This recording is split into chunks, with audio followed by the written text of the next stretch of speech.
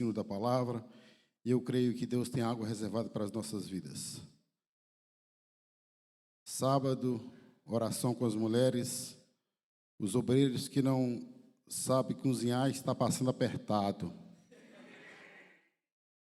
Ainda bem que eu aprendi a fazer uma coisinha em casa, não estou passando tão apertado assim como alguns. Aleluias. Só para descontrair, meus irmãos. Abra sua Bíblia no livro de Atos dos Apóstolos, o capítulo de número 9. Foi pregado na terça-feira passada em Atos também 9, capítulo 36, uma palavra abençoada trazida pelo nosso presbítero Jabson Ferreira, que pregou sobre Tabita. E eu creio que não vai ser diferente nesta noite. Deus tem uma palavra para os nossos corações. Atos dos Apóstolos, capítulo 9, somente o versículo 3.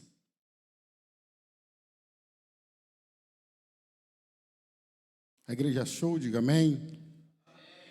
Que diz assim: e, indo no caminho, aconteceu que, chegando perto de Damasco, subitamente o cercou um resplendor de luz do céu.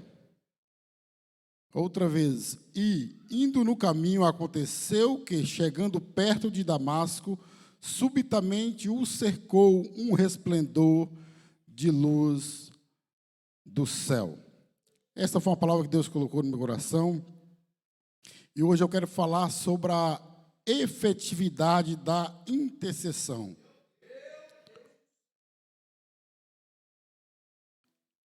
Que diz assim: o que é essa efetividade da intercessão? O que ela nos traz? Nós podemos observar que essa efetividade da intercessão tem o poder de vencer o inimigo. Ponto 2. Tem o poder de trazer livramento. Quero falar sobre esses dois pontos.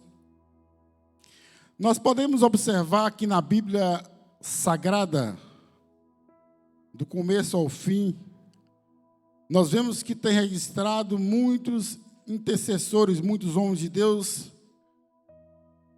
que têm intercedido em oração pelo povo. E nós podemos destacar que na Bíblia Sagrada, Deus levanta um homem chamado Abraão, que foi um grande intercessor naqueles tempos. Também nós podemos ver Isaac, que também foi um grande intercessor. E também nós não podemos esquecer de Moisés, que foi um grande intercessor. Lembrando que Jesus Cristo também foi um grande intercessor. Mas só que há uma diferença entre o nosso Senhor Jesus Cristo e estes que eu falei aqui nesta noite, Abraão, Isaac e Jacó. Porque a intercessão deles aqui na terra foi uma intercessão limitada. Teve um começo e teve um fim. Mas a intercessão do Senhor Jesus Cristo, do Senhor Espírito Santo, é uma intercessão infinita. É uma intercessão que permanece para a eternidade até nós durarmos nessa terra. O nosso Senhor Jesus Cristo. E nós podemos observar que o nosso Deus faz uma promessa a Abraão. No capítulo 12 do livro de Gênesis, versículo 1, a Bíblia diz que Deus fala assim para Abraão: sai da tua terra, da tua parentela e da casa de teu pai, para uma terra que eu te mostrarei. E far-te-ei uma grande nação, e abençoarei os que te abençoarem. E o teu nome, tu serás uma bênção. E abençoarei os que te abençoarem, e te amaldiçoarei os que te amaldiçoarem, e em ti serão benditas todas as famílias da terra. Então nós podemos observar que o próprio Deus faz uma promessa para Abraão. E a Bíblia diz que quando Abraão obedece essa ordenança do nosso Deus, ele sai daquela terra e vai para as terras de Canaã. E ali nós podemos observar que Abraão sai com tua esposa Sara e teu sobrinho Ló. Mas o sobrinho Ló fazia parte da família de Abraão? Era filho de Abraão? Não. Mas como o irmão mais velho de Abraão foi morto, o próprio irmão dele falou assim: Abraão, toma conta do meu sobrinho Ló. E por isso que Ló foi com ele. E nós podemos observar que onde Abraão estava, ele era abençoado. E a Bíblia diz que eles adquiriram muitas riquezas. E quando eles saíram de Canaã, que foram para o Egito, que foi abençoado pelo rei, a Bíblia diz que eles montaram as suas tendas ali nas campinas do Jordão, ali próximo de Sodoma e Gomorra. E a Bíblia vai nos dizer que o gado ali não cabia mais em suas terras, e eles procuraram se dividir. E Abraão diz para Ló: olha, já que entre nós não há contendas, e entre nossos pastores não há contendas, vamos para um lado. Você escolhe um lado, eu vou escolher o outro. Se você escolher a direita, eu vou para a esquerda. Se você escolher a esquerda, eu vou para a direita. E a Bíblia diz que Ló escolhe as campinas do Jordão. E a Bíblia vai nos dizer que as campinas do Jordão eram tão lindas, eram pastos verdejantes, que parecia o jardim de Deus. E o que eu quero dizer para a igreja neste lugar é o seguinte: que é ali que eu vejo Sodoma e Gomorra como lugar de muitos convites especiais, de muitas oferendas, de muitos banquetes. E a Bíblia disse que em Sodoma e Gomorra não agradava a Deus, que ali entrou muitos pecados. E eu quero dizer que quando nós recebemos convites fáceis, presentes fáceis, nós estamos sendo alvo do arco adversário. E a Bíblia diz que Deus chama Abraão e fala assim: olha, eu vou destruir Sodoma e Gomorra, porque não está fazendo bem aos meus olhos. Entrou um pecado ali de tal maneira que eu vou destruir. E a Bíblia diz que Abraão intercede por Sodoma e Gomorra. A Bíblia diz que Abraão chega para Deus e fala assim: Deus, mas se tiver ali, mas como que o Senhor vai destruir o ímpio, o justo com o ímpio? Se tiver ali 50 justos, não destrua Sodoma e Gomorra. E se dos 50 faltarem 5, não destrua Sodoma e Gomorra. E a Bíblia diz que não tinha os 50 justos ali em Sodoma. E a Bíblia diz que Abraão volta a clamar a Deus se tivesse ali 40 justos, para não destruir aquele lugar. E não tinha os 40. E a Bíblia diz que ele volta a clamar a Deus se tiver 30, para não destruir. Deus dá outra oportunidade para Abraão. Não tinha 30. E ele volta a clamar a Deus se tivesse 20, não tinha 20. Aí ele fala assim: Deus, só mais esta vez. Se tiver 10, não destrua. E a Bíblia diz que não tinha 10 justos ali em Sodoma e Gomorra. Aí eu meditando sobre essa palavra, imagina a cidade de Vila Franca de Xira, um lugar, colocar de 50 mil habitantes, não ter 10 justos. Imagina como Deus estava chateado, irado com aquele povo. E a Bíblia diz que quando chegam os anjos ali, para Ló, fala assim: Ló, olha, não vamos destruir Sodoma e Gomorra. Você precisa sair dessa cidade. E a Bíblia diz que, olha, pega a tua esposa, as tuas filhas. E a Bíblia diz que, e seu genro. A Bíblia diz que Ló, quando fala para os genros dele, ele fala os genros de Ló, sabe o que fizeram? Zombaram de Ló, não acreditou. A Bíblia diz que os anjos chegaram ali ao meio-dia. E quando foi que os anjos chegaram ali, chegaram os varões na porta da casa de Ló. E Ló sai e deixa os anjos dentro de casa e confronta com aqueles varões. Falou assim: olha, não faça mal a estes homens. eu entrego as minhas filhas por eles. E a Bíblia diz, olha, agora, os varões falou com Ló, agora nós vamos fazer mais mal a ti do que eles que estão aí dentro. E a Bíblia diz que eles dão um empurrão em Ló, e Ló bate na porta. E a Bíblia diz que os anjos abrem a porta e colocam Ló para dentro. E quando os anjos abrem a porta, estendem a mão e cegaram todos aqueles homens, do menor ao mais velho. E a Bíblia diz que todos ficaram cegos, que não conseguiram enxergar a porta. E a Bíblia vai nos dizer que no outro dia de manhã, os anjos pegaram Ló pela mão, a sua esposa, as suas filhas, e falou assim, olha, não olhe para trás.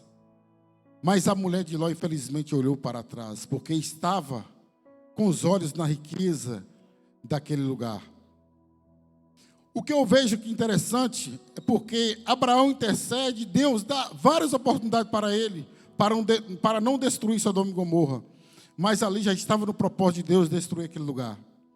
E quando nós entramos na Bíblia, que nós vemos ali Isaac, quando casa com Rebeca, Rebeca era estéril. E a Bíblia diz que Isaac ora intensificamente por Rebeca, para que Deus venha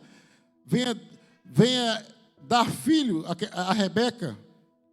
E a Bíblia diz que a oração de Isaac demorou 20 anos. Eu quero dizer que as nossas intercessões, as nossas orações ao nosso Deus não está aí esquecida. Pode você pensar que está demorando, mas Deus está atento a tudo. Tudo vai acontecer na hora certa e no momento certo. Demorou 20 anos, mas quando Deus abriu a madre de Rebeca, veio 2 filhos chamados Esaú e Jacó.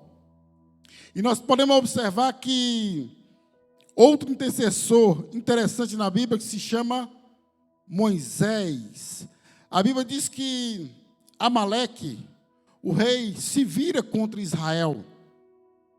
Se vira contra Israel e Moisés fala assim ao servo dele chamado Josué. Josué, preparem homens para a peleja contra Amaleque, porque eles vão lutar contra o povo de Israel. E a Bíblia diz que Josué prepara homens para entrar com suas armas físicas. E a Bíblia diz que Moisés sobe ao monte do outeiro com teu irmão Arão e para clamar. E a Bíblia diz que quando Moisés levantava a sua mão, o exército dele prevalecia. Mas a Bíblia diz que Moisés não aguentou o peso dos seus braços, e quando ele abaixava, o exército de Amaleque prevalecia. E a Bíblia diz que eles ali, olhando aqui, mas quando ele para de interceder, eles começam a ganhar a guerra, e eles têm ideia. A Bíblia diz que eles pegam uma pedra, e senta Moisés sobre aquela pedra, e a Bíblia vai nos dizer que ele se segura de um braço, e o outro de outro, e a Bíblia diz que ali, eles venceram aquela guerra a fio da espada, foram mortos todos que estavam ali pelejando contra o exército ali de Israel, contra o povo de Israel. E quando eu entro nessa passagem, em Atos 9, que diz assim, indo no caminho, eu quero dizer, amada igreja, que Deus, quando vê nós indo pelo caminho, fazendo bem, com certeza agradará o coração dele. Quando Deus vê nós pegando na mão do irmão, ó meu irmão, eu estou contigo, o teu problema é meu problema, a tua dificuldade é minha dificuldade, a tua angústia é minha angústia, mas eu vou lutar, nós vamos vencer junto. Mas o que eu quero dizer é que Saulo saiu ali disposto para perseguir quem não deveria perseguir. A Bíblia diz que ele sai com propósito de ir a Damasco. A Bíblia diz que ali em Damasco havia discípulos que entravam nas sinagogas ali e pregavam com autoridade. E almas ali eram salvas, almas eram libertas, almas eram restauradas. Os falsos profetas eram envergonhados. Então nós podemos ver que ali, o reino de Deus ali em Damasco estava sendo povoado. através da palavra. E nós podemos observar que Saulo pediu cartas aos sumos sacerdotes e aos anciãos para ir em Damasco para perseguir, sabe quem? Os discípulos do Senhor. Ou quem ele foi perseguir? Os discípulos do Senhor. Uma coisa que agrada a Deus é quando nós vamos fazer bem a alguma pessoa. Quando nós vamos prestar algo para alguém. Sabe o que Deus mais agrada? Quando vê assim, alguém chega em nossa casa, 1 da manhã, 2 da manhã, e batendo a tua porta e fala assim, olha, eu preciso da tua ajuda. E você tem, e fala assim, entra, meu querido, toma aqui. Né? Nós temos aquilo para poder ajudar e falar assim, volta amanhã, que eu estou descansando. Isso é bíblico, está na Bíblia. Deus agrada disso. Agora, olha para você ver. E Saulo respirando ainda ameaça de morte contra os discípulos do Senhor. Imagina que uma pessoa lá no porto, uma pessoa perigosa, respira ameaça pelos discípulos do Senhor que mora aqui em Vila Franca de Xira. A Bíblia diz que eram os discípulos do Senhor. E fala assim, ó, dirigiu ao sumo sacerdote e pediu cartas para onde? Damasco, aonde o evangelho de Deus estava sendo proclamado. E a Bíblia vai nos dizer que indo no caminho, um resplendor de luz cercou. A Bíblia diz que a luz não vem de frente, não vem de atrás, não vem ao lado. Fala que um resplendor de luz o cercou. E todos aqueles que estavam com Saulo viu o resplendor de luz e caiu por terra.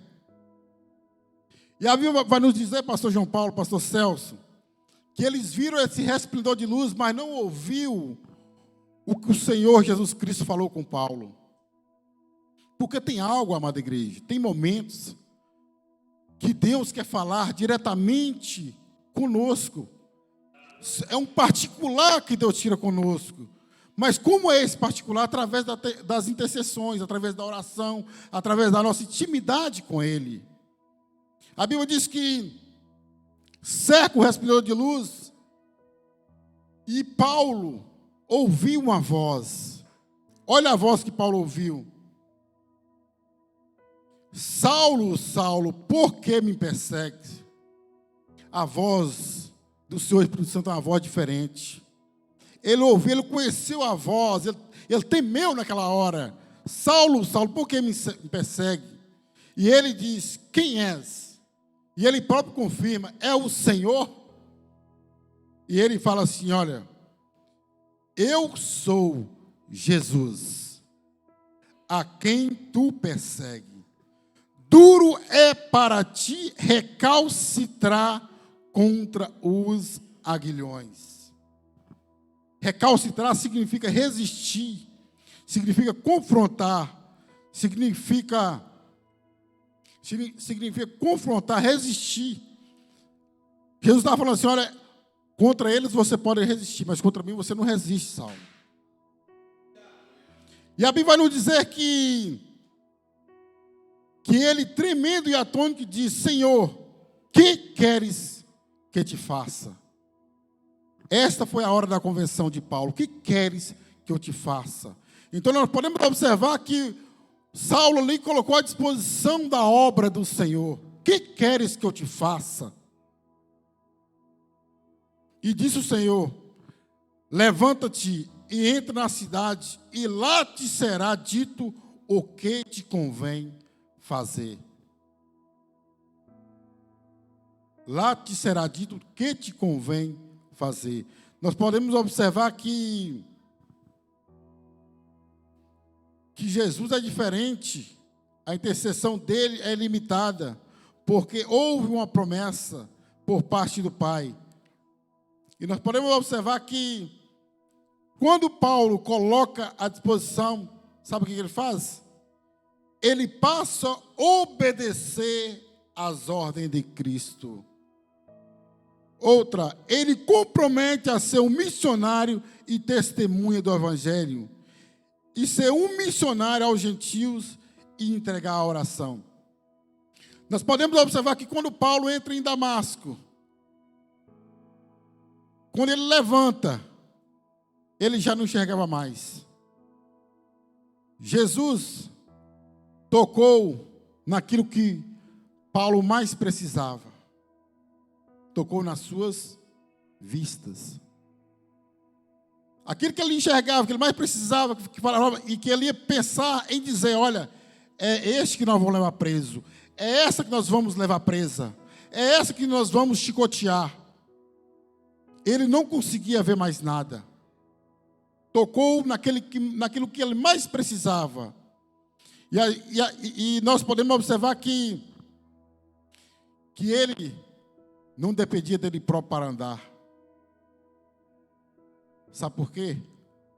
Jesus fala assim, olha, pega, leva.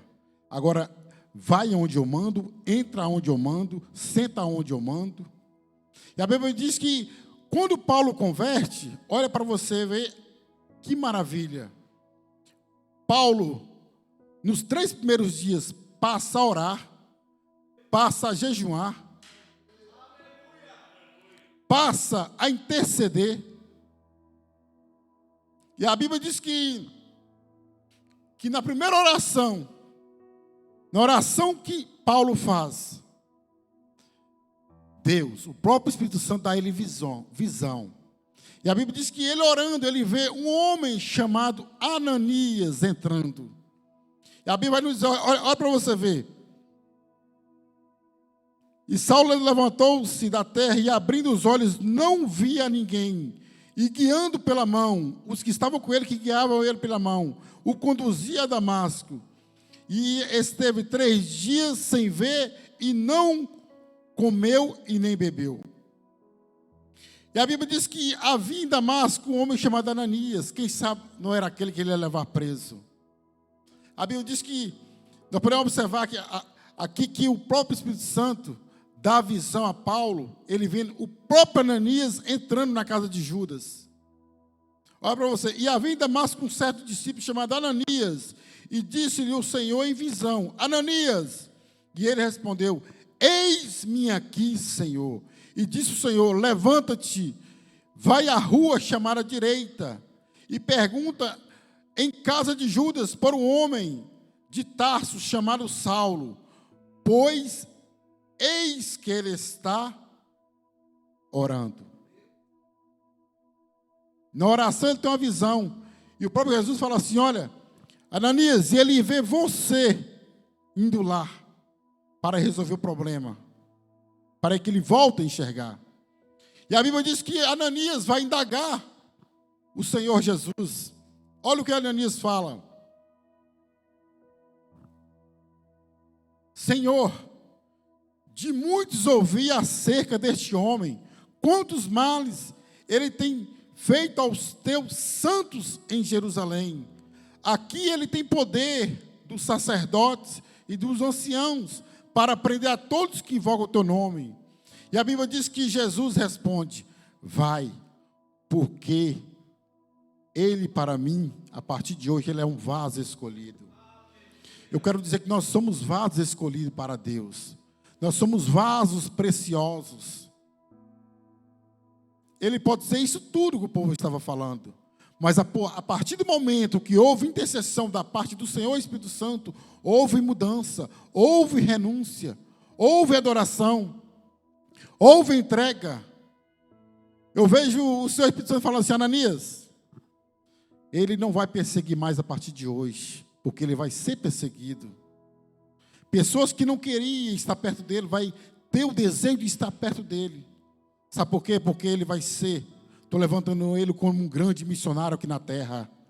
Eu estou levantando ele, Ananias, como um escritor aqui na terra. Paulo era uma pessoa sábia, inteligente. Eu estou levantando ele como um pregador dos gentios. Ele vai ser levantado para pregar, Ananias. E você sabe quem o Senhor Jesus coloca ao lado dele? Simão Pedro e Tiago. Estava perto, ao lado de Paulo. aprendendo com os outros ali. Eles aprendem para pregar a palavra de Deus.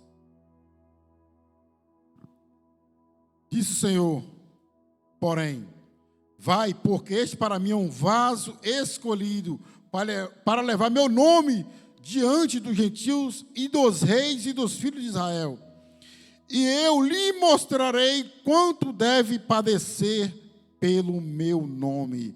E Ananias foi e entrou na casa, e impondo as mãos, disse, chamou ele de irmão Saulo. Irmão Saulo, o Senhor Jesus, que te apareceu no caminho por onde vinhas, me enviou para que tornes a ver e seja cheio do Espírito Santo de Deus. E a Bíblia diz que quando ele é curado, que ele levanta, ele é batizado pelo Espírito Santo. E ali aquele velho homem se tornou uma nova criatura. Se tornou diferente. O que eu aprendo com essa palavra é que não tem ninguém capacitado para Deus. Aquele que nós pensamos que não é nada, vai ser algo de extraordinário na presença de Deus. Porque Deus confunde os sábios. Deus confunde aquelas pessoas que pensam assim, olha, você não tem capacidade, você não tem discernimento para fazer a obra do Senhor. E a Bíblia diz que um grande perseguidor se tornou escritor, pregador dos gentios, se tornou formador de obreiros, se tornou um homem que mais abriu igreja, que escreveu mais carta no Novo Testamento. E Deus fez essa obra extraordinária na vida de Paulo. Quando eu leio essa passagem, eu fico regozijado, porque um homem que saiu com ódio, rancor, com mágoas perseguidoras. Eu quero dizer que todas as pessoas com ódio, com rancor, com mágoas perseguidoras, não têm autoridade de Deus para abençoar pessoas. E eu quero dizer que Paulo saiu ali com ódio, com mágoas perseguidoras, com rancor, disposto a matar, a chicotear pessoas. Mas quando ele tem um encontro real com o Espírito Santo, o coração dele foi transformado, o coração dele foi renovado em amor. E ele, uma pessoa que era odiada, uma pessoa que aqueles que pregavam corriam dele, já tinham o prazer de estar próximo a ele para ouvir a palavra de Deus. Só pessoas com amor pelo próximo têm autoridade de Deus para abençoar outras pessoas. Como uma pessoa triste, como uma pessoa opressiva, vai poder alegrar o coração de uma pessoa triste? Nós só podemos transformar pessoas se nós estivermos alegres, tivermos um coração voluntário para a obra de Deus, estivermos transformados. Só nós podemos transformar pessoas se nós tivermos o Espírito Santo de Deus dentro de nós, para que outras pessoas que estão tristes, estão opressivas, possam ser transformadas pelo poder de Deus. Amém? O que eu quero dizer nessa noite é que quando há intercessão, há uma mudança radical. Quando há intercessão, quando há oração pelo próximo, há renúncia, há renovo, há transformação, há mudança, há perdão, há amor. E nós devemos renunciar às coisas deste mundo, porque este mundo não tem oferecido nada que preste para o povo de Deus. Eu falei na quinta-feira passada aqui em cima desse altar que nós vivemos dias de armadilhas, de grandes armadilhas pelo inimigo, pelo adversário.